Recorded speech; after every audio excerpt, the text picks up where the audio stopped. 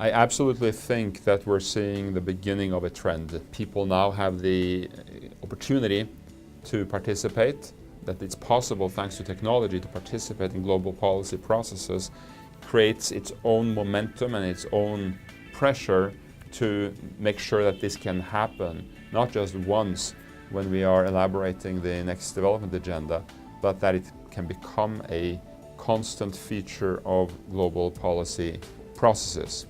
In that way, we can realize what's actually in the very first sentence of the preamble of the UN Charter, which states, "We, the peoples of the United Nations."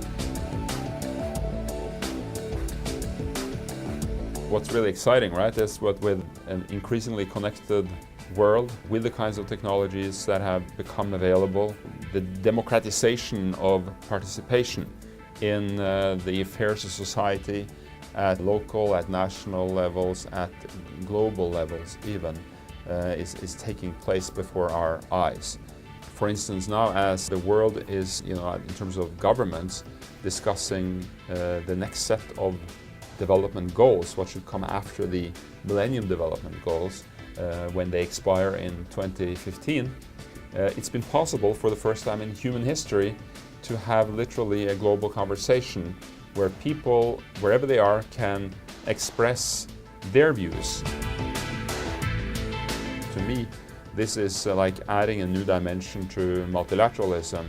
It's incredibly exciting and very important for the future of the United Nations.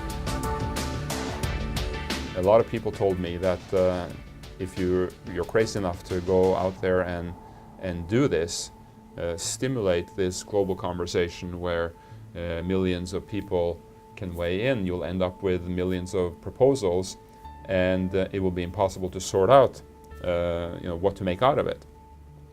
The exact opposite has turned out to be true.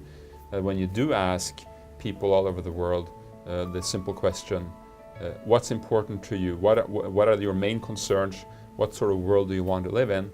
You get very consistent message.